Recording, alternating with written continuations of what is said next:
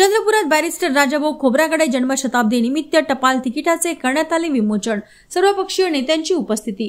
Bharat Ratna doctor Babasaheb Ambedkar यांचे मानसपुत्र आणि आंबेडकरी चळवळीतील प्रभावी नेतृत्व असलेले राज्यसभेचे माजी उपसभापती स्वर्गीय बॅरिस्टर राजाभाऊ खोब्रागडे यांच्या जन्मशताब्दी महोत्सवाचे औचित्य साधून आज चंद्रपूर शहरातील गांधी चौक येथे भारतीय डाक विभागातर्फे टपाल तिकिटाचे विमोचन करण्यात आले।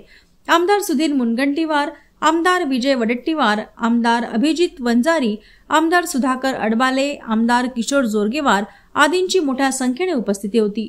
राजाभाऊ खोब्रागडे यांच्या कार्याला अभिवादन म्हणून हे टपाल तिकीट प्रकाशित करण्यात आले आहे। सांस्कृतिक कार्यमंत्री आशिष शेलार यांनी या तिकिटासाठी लागणारा 12 लाखांचा निधी सांस्कृतिक कार्य विभागाच्या माध्यमातून उपलब्ध करून दिला गेलाय। या विमोचना प्रसंगी मान्यवरांनी हे टपाल तिकीट म्हणजे समतेच्या लढ्याला आणि सामाजिक न्यायाच्या व्रताला दिलेले ऐतिहासिक अभिवादन असल्याचे सांगितले। जन्मशताब्दी महोत्सवानिमित्त 27 सप्टेंबर पर्यंत विविध कार्यक्रमांचे आयोजन आज बॅरिस्टर राजाभाऊ खोब्रागडे यांचे जन्मशताब्दी वर्ष आज त्यांना 100 वर्ष पूर्ण झालेली आहेत।